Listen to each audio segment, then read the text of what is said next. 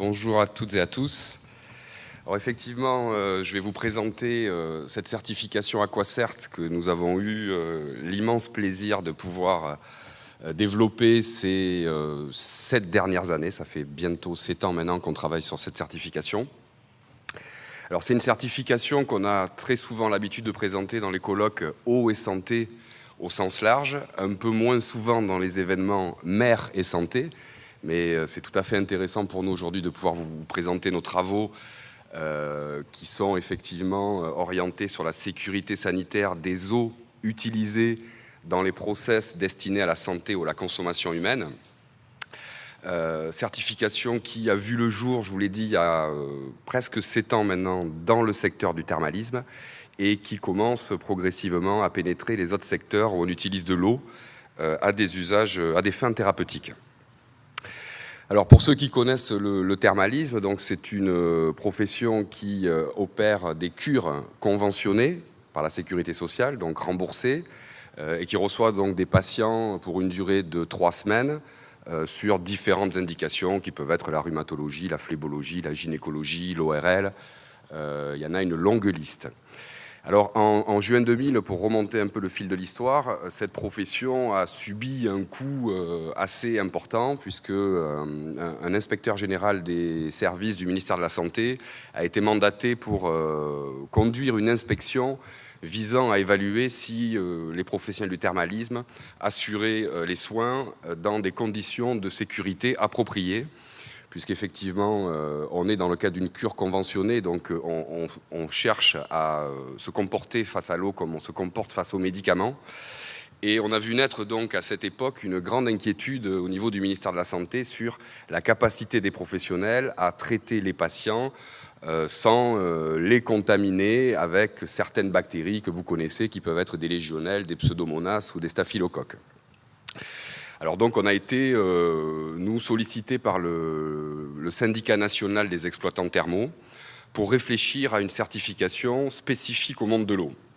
Alors on a fait de la bibliographie à l'époque, parce qu'on travaillait déjà dans le domaine de la certification, des certifications de type ISO 9001 par exemple ou ISO 14001. On a cherché qu'est-ce qui pouvait convenir le mieux à la profession, qu'est-ce qui pouvait le mieux s'adapter au process eau et santé que géraient les exploitants thermaux. Et bien, ma foi, on n'a pas trouvé grand-chose. On a trouvé des normes génériques avec des origines très industrielles. Vous devez le savoir, l'ISO 9001 a été surtout pratiqué historiquement par les grandes industries électrotechniques, les grandes industries aérospatiales et automobiles.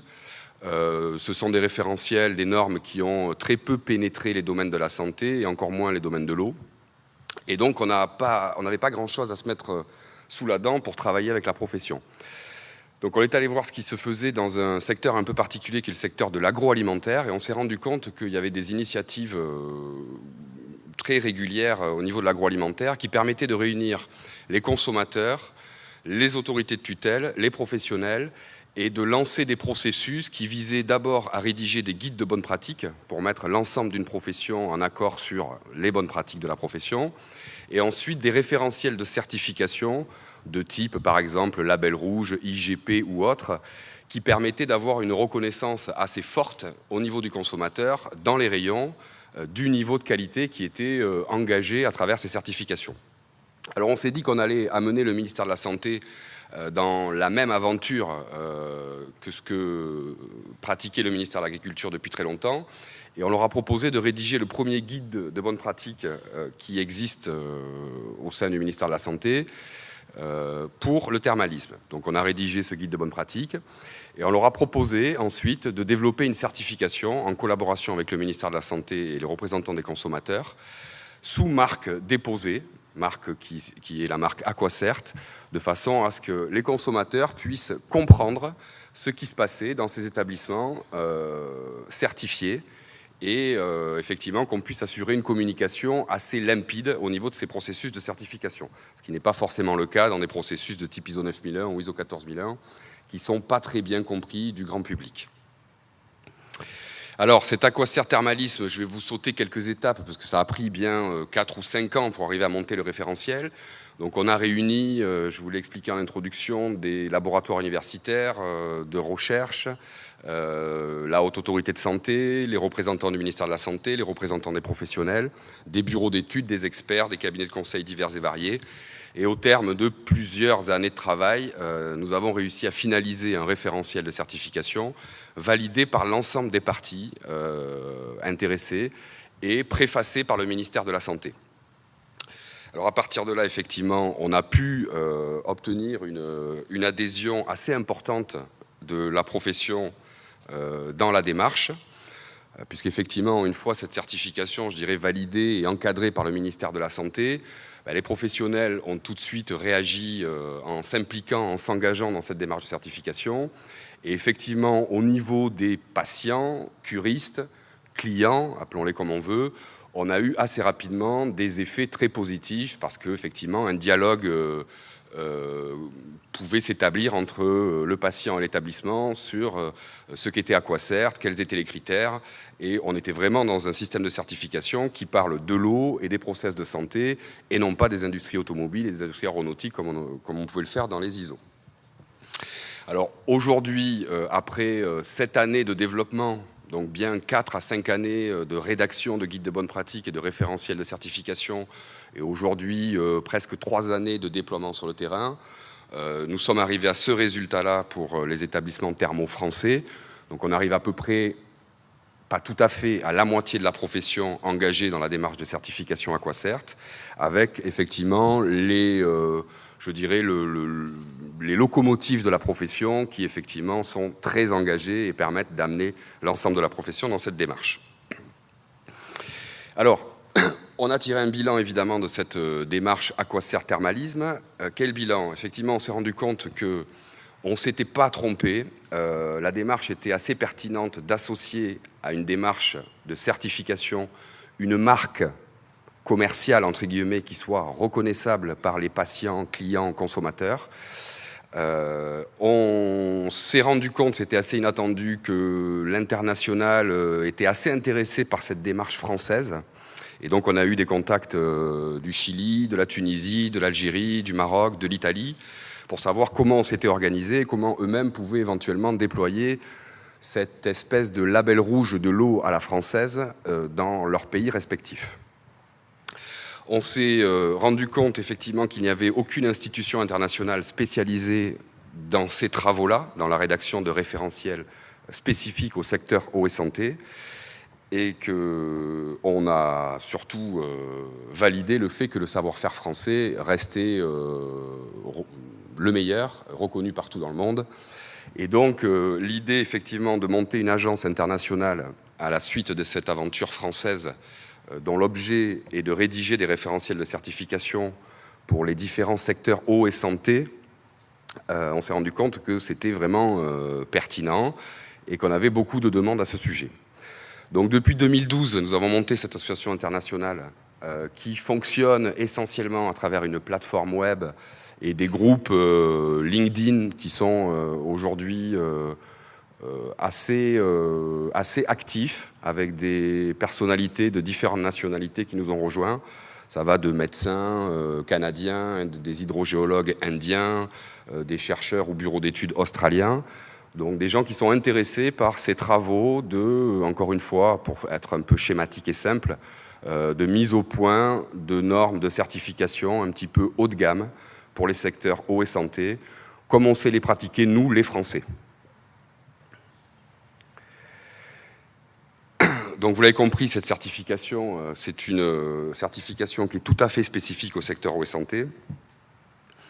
Et à travers cette association internationale que nous avons donc constituée en 2012, nous sommes aujourd'hui en train de mettre en place ce qu'on appelle des schémas d'accréditation qui nous permettent de mettre sous contrôle, entre guillemets, les organismes de certification qui vont intervenir dans les entreprises qui ont des process eau et santé. Vous savez que les organismes de certification sont des organismes privés, parfois ou souvent des grands groupes internationaux, comme Bureau Veritas, Quality International, LRQA qui est la Lloyds. Donc on va dire que quasiment 100% des organismes de contrôle et de certification sont privés. Donc à travers les relations qui s'établissent entre Aquacert International et les organismes de certification, nous proposons des mises à niveau pour les auditeurs des organismes de certification, de façon à ce qu'on se retrouve en phase d'audit avec des auditeurs qui ont des vraies compétences en hydrologie, qui savent parler de microbiologie, qui savent parler de soins eau et santé. Et donc nous accompagnons à travers cette association internationale tous les organismes de certification qui souhaitent délivrer des certificats Aquacert de façon à ce qu'ils aient des auditeurs compétents.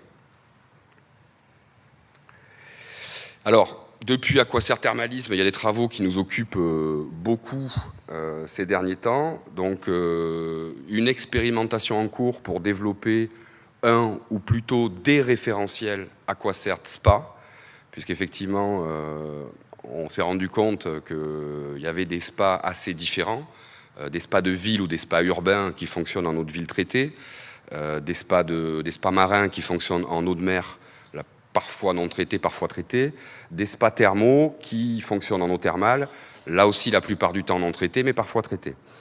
Donc nous avons lancé des travaux au niveau national avec la Fédération des spas et le syndicat des spas, avec différents experts et unités universitaires, pour élaborer ces référentiels de certification qui, encore une fois, visent à certifier la qualité et la sécurité sanitaire des process dans le cadre desquels sont délivrés les soins.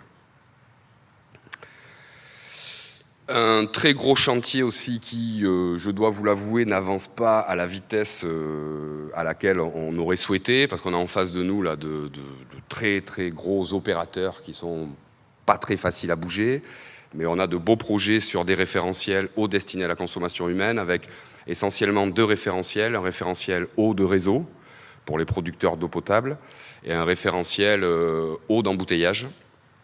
Ce dernier référentiel sur lequel on travaille avec deux minéraliers actuellement sur une phase expérimentale du référentiel.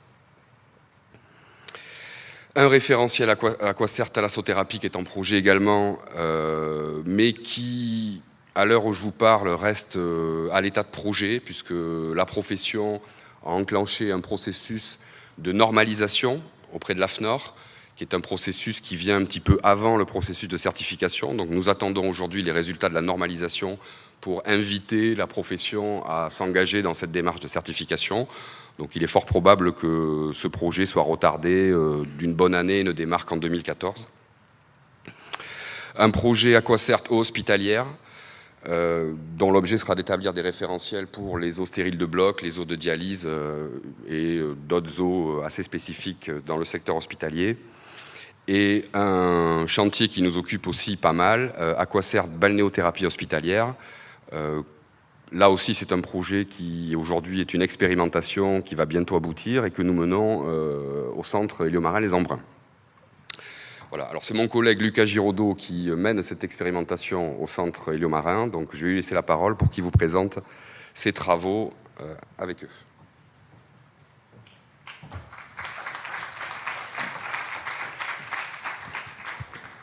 Bonjour à tous. Donc effectivement, il y a un projet Aquacert qui est destiné à toutes les eaux de balnéothérapie hospitalière. Donc c'est encore un projet qui va rentrer dans un cursus d'attribution de marque au niveau d'Aquacert.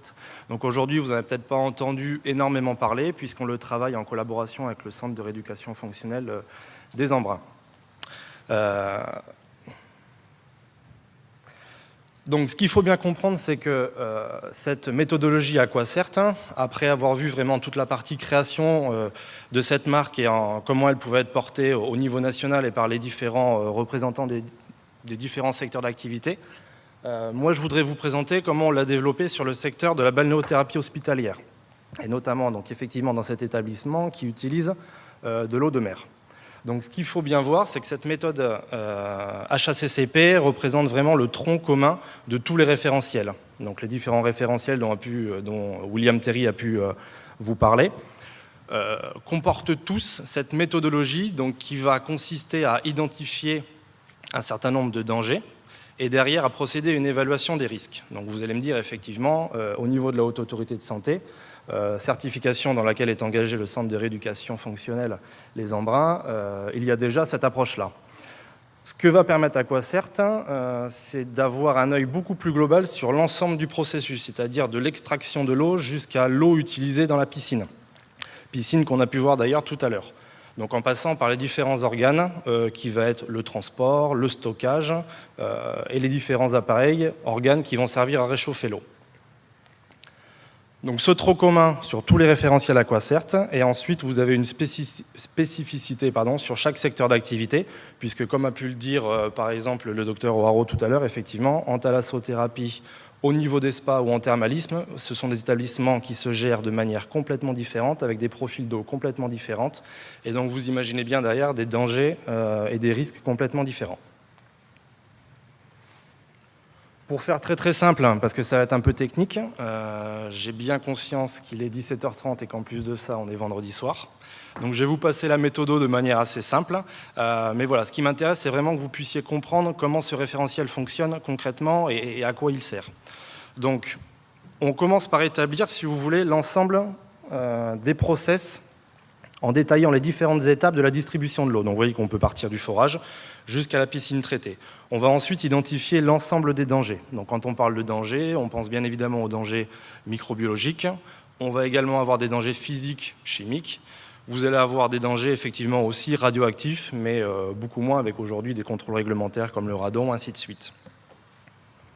Ce qu'on peut retrouver au niveau de l'eau de mer, donc très rapidement, un certain nombre de bactéries, de moisissures ou de virus, donc qui vont constituer l'essentiel des dangers qui vont rentrer dans le collimateur d'AquaCert, et également des dangers chimiques, où là on va être beaucoup plus confronté à des résidus de nettoyage qui peuvent rester sur des parois, ou des résidus de nettoyage dans les canalisations qui peuvent être envoyés jusque sur le patient. Pardon. Donc voilà, quand on parle de danger, ce qu'on va essayer de prendre en compte à chacune des étapes du process, de manière à avoir vraiment cette vision globale de maîtrise du risque sanitaire. Donc on commence par, Donc on commence par identifier les dangers, effectivement, et par la suite, on va évaluer les risques. Pour évaluer les risques, on va partir sur une cotation gravité-fréquence que vous connaissez, qu'on retrouve dans différents secteurs comme l'évaluation des risques professionnels ou comme des méthodes AMDEC que vous avez peut-être déjà utilisées. Ce genre de cotation va vous permettre, d'une part, d'identifier un niveau de gravité, mais ce qui est intéressant, c'est que ça va être un niveau de gravité avec un impact sur la santé. Quel va être l'impact sur la santé de mon danger dans mes conditions d'utilisation à chaque étape de mon process? Et ensuite, vous allez le coupler à une fréquence, une cotation que vous allez pouvoir aussi bien prendre de fait, parce qu'on peut la retrouver dans un guide des bonnes pratiques, ou complètement vous approprier. Cette fréquence, il y a deux méthodes. Soit vous partez avec une bonne visibilité et des analyses microbiologiques qui vous permettent de dire, ben voilà, moi, sur mon étape de stockage d'eau, j'ai parfois une contamination en dessous des seuils réglementaires, mais j'en ai une tous les 6 mois. Ou alors vous partez du principe, a posteriori, que vous n'avez pas spécialement de recul, et donc là, vous posez une fréquence, et ensuite, c'est l'évaluation régulière de ce processus qui vous permettra d'affiner tous les ans la gestion du risque. Donc on va se retrouver avec une cotation gravité-fréquence, qui globalement, et comme dans beaucoup de méthodes, vous donne, alors ici, non pas un score, mais qui vous donnera plutôt un niveau acceptable ou inacceptable. Voilà. Est-ce que mes conditions aujourd'hui de réalisation de mon process eau dans mon établissement me permettent de garantir une sécurité sanitaire acceptable ou inacceptable? Alors le tableau, je ne pense pas, s'il est assez visible, ça va. C'est juste pour vous présenter la méthodologie qui est utilisée, le tableau qui est utilisé, où vous allez voir dans un premier temps, ici qu'on va lister les différentes étapes de l'eau. Ensuite, les différents dangers qui vont être concernés, les causes de danger, les mesures de maîtrise, c'est-à-dire les bonnes pratiques qu'on va devoir mettre en place, et la documentation à côté qui vient porter un appui, une traçabilité. Donc sur des dangers bactériologiques, effectivement, vous pouvez avoir différentes origines. Ça peut être au niveau d'un stockage, par exemple, des matériaux qui ne sont pas adaptés. Ça peut être un évent qui permet une admission d'air un peu pollué parce que vous êtes dans une zone située près d'un parking ou quelque chose comme ça. Donc voilà, il y a vraiment une analyse complète des risques qui est faite sur toutes ces étapes. Ensuite, de manière assez simple, sans rentrer dans les détails du tableau, qui est un tableau HACCP, vous allez avoir un risque acceptable ou inacceptable en fonction de ce que vous avez mis en place. Et cet arbre de décision que vous voyez sur le côté, par le biais d'un enchaînement de questions, va permettre de définir si vous allez vous trouver en face d'une étape critique ou non. Concrètement, sur une étape de stockage d'eau dans votre établissement avant de l'envoyer dans une piscine de balnéothérapie. Et en fonction des éléments que vous avez pu mettre en place en termes de sécurité, vous allez définir si votre étape a un réel danger ou pas. Donc, quand vous allez définir que cette étape est critique, ça ne veut pas dire que vous ne la maîtrisez pas, ça veut dire que si vous ne la maîtrisez pas, vous êtes à peu près sûr de générer des contaminations si on est sur un risque bactériologique. D'où la méthode derrière va vous proposer tout un panel de surveillance et de vérification assez drastique, de manière à gérer le risque en continu. Donc, comme je vous le disais, suite à cette étude HACCP, donc sur chacune de vos étapes de votre process d'eau, vous allez avoir soit des étapes critiques, ce qu'on appelle des CCP, soit des bonnes pratiques d'hygiène, tout simplement à mettre en place, puisque la plupart du temps, vous serez sur des risques acceptables suite à cette analyse. Une étape critique, qu'est-ce que ça va engendrer pour un établissement ? Eh bien, dans un premier temps, ça va engendrer une surveillance en continu, c'est-à-dire qu'il va falloir que vous puissiez suivre les différents paramètres. Si je prends le cas, par exemple, d'une piscine d'eau traitée par le chlore, on est sur une étape de traitement qui, très souvent, fait l'objet d'un point critique. Donc, on va demander à l'établissement qu'il soit capable de surveiller en continu les différents paramètres qui permettent de garantir la sécurité sanitaire, c'est-à-dire le chlore, la température et le pH, avec des enregistrements continus. En plus de ça, d'organiser cette surveillance, de pouvoir derrière mettre en place tout un système de vérification, de mise en place du système, par le biais d'audits, par le biais, on peut même penser à ce qu'on retrouve beaucoup dans le secteur de la santé, qui sont les EPP, les évaluations des pratiques professionnelles. Vous pouvez également mettre en place tout ce qui va être vérification de l'efficacité. C'est-à-dire que là, vous allez passer par un certain nombre de contrôles microbiologiques, réglementaires pour la plupart, et ensuite vous-même organiser un plan d'échantillonnage dans votre établissement pour cibler l'ensemble des points à vérifier. Vous allez également devoir, vous voyez qu'un point critique, c'est quand même assez bien surveillé, vérifié, et en plus de ça, vous allez devoir le valider. C'est-à-dire que concrètement, vous allez devoir rapporter dans un rapport avec des données factuelles, des analyses microbio, des données scientifiques par rapport à des rapports et des études cliniques, la manière que vous avez de vous organiser tant au niveau humain que matériel, pour garantir que votre process d'eau garantit la sécurité sanitaire escomptée. En plus de ça, vous pouvez avoir sur d'autres étapes moins critiques, simplement la mise en place de bonnes pratiques, où là vous aurez simplement à faire de la vérification de la mise en place, c'est-à-dire vous assurer régulièrement que les bonnes pratiques que vous avez définies sont établies et fonctionnent dans votre établissement. C'est un vaste sujet, c'est une méthode qui a déjà fait ses preuves puisqu'elle est, cette méthode HACCP utilisée en agroalimentaire. Elle a vu le jour dans les années 60 avec la NASA qui avait besoin d'envoyer un certain nombre d'aliments dans l'espace. Donc cette méthode aujourd'hui, comme vous le disait William Terry tout à l'heure, était vraiment la seule qui permettait de garantir la sécurité sanitaire d'un process eau santé, avec des applications métiers vraiment très bien définies, puisqu'on va s'entourer d'une équipe pluridisciplinaire, c'est-à-dire que lors d'un accompagnement ou quelque chose comme ça, vous avez obligation de monter une équipe avec un responsable technique pour toute la dimension technique des réseaux, avec des cadres de santé, des médecins, et également du personnel de soins qui, lui, va manipuler le produit, qui va manipuler l'eau, ou les boues si des boues sont utilisées, puisqu'on a vu que c'était également possible.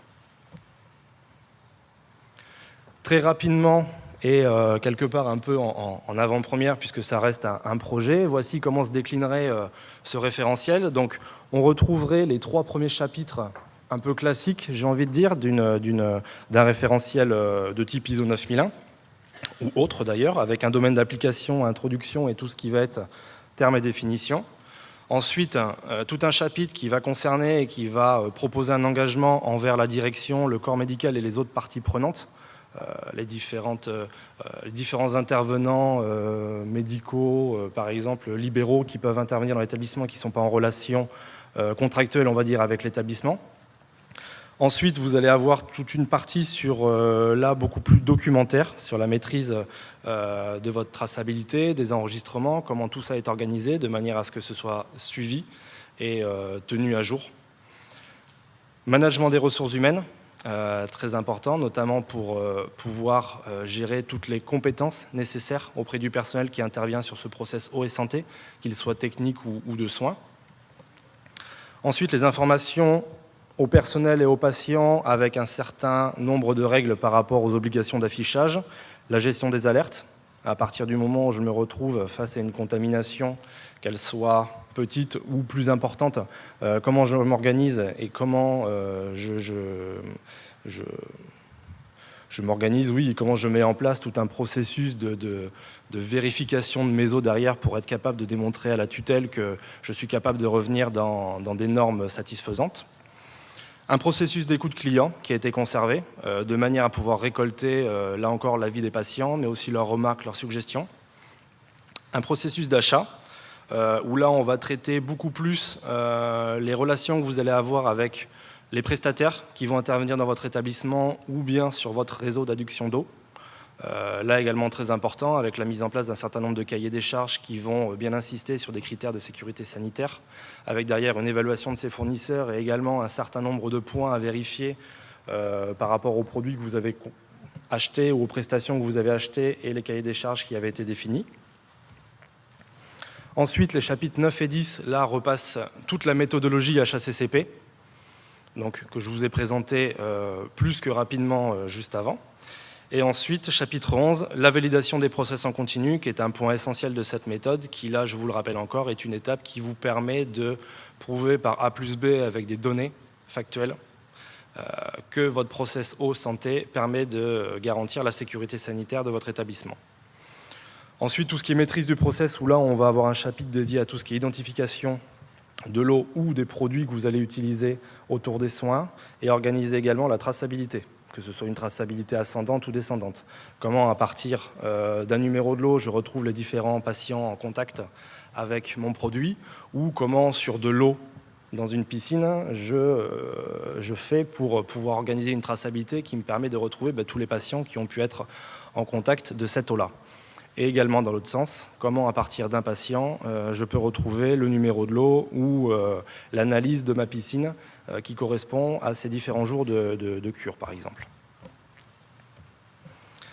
Analyse de la conformité réglementaire, point assez important et point qui avait été essentiellement demandé par le ministère de la Santé, c'est-à-dire que l'établissement va devoir se doter de dispositifs pour organiser sa veille réglementaire, mais pas que. Il devra également prouver qu'il est conforme régulièrement, faire une analyse de la conformité réglementaire.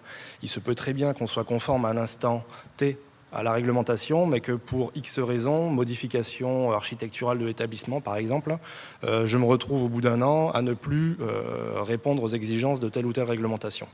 Donc cette analyse de la conformité réglementaire force vraiment les établissements à se remettre en question par rapport aux réglementations qui leur incombent.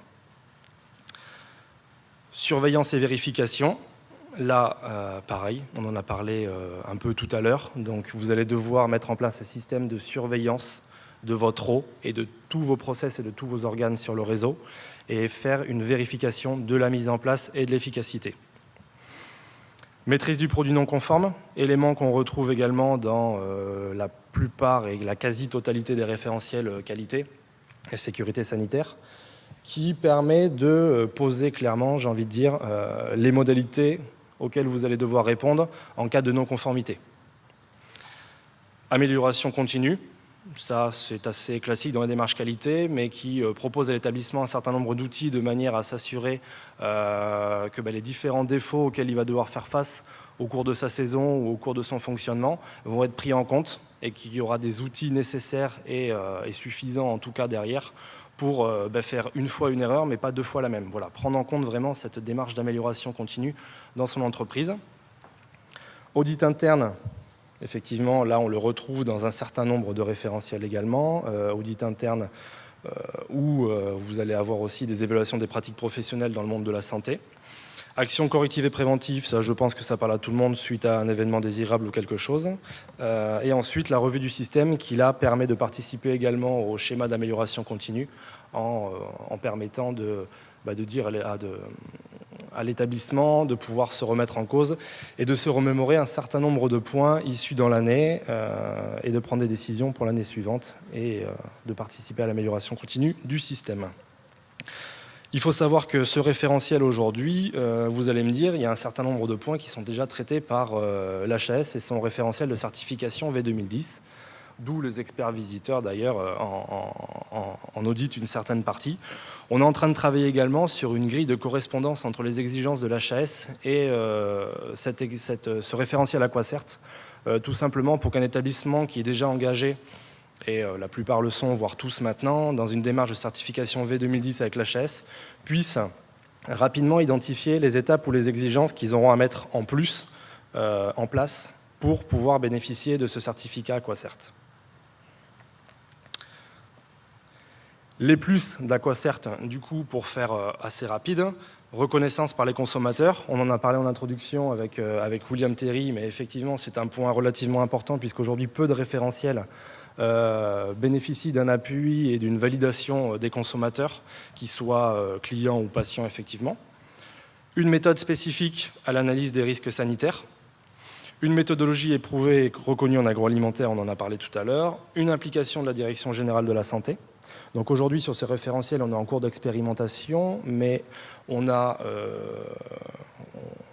de bonnes certitudes par rapport à la réalisation, puisque ou en tout cas une première certification devrait arriver dans les prochains mois, on l'espère, de manière à ce que ce référentiel puisse rentrer dans un cursus de validation après, auprès d'AquaCert International, pour être reconnu et ensuite diffusé dans le plus d'établissements possible. Ça apporte aussi une vision précise du risque sanitaire, mais pas que. Ça apporte aussi une vision globale, j'ai envie de dire. Là où un certain nombre de référentiels aujourd'hui vont vous demander de garantir la sécurité sanitaire de vos points d'utilisation de votre piscine, AquaCert vous force quelque part à avoir un œil sur toute la chaîne, tout l'amont justement du point d'usage, qui peut être le forage, le transport, voilà, toute cette chaîne qui effectivement généralement n'est pas spécialement identifiée puisqu'on maîtrise le point d'usage. Là au moins ça a vocation à avoir un œil complet sur toute cette chaîne de production d'eau. Voilà, je vous remercie beaucoup, j'en ai terminé.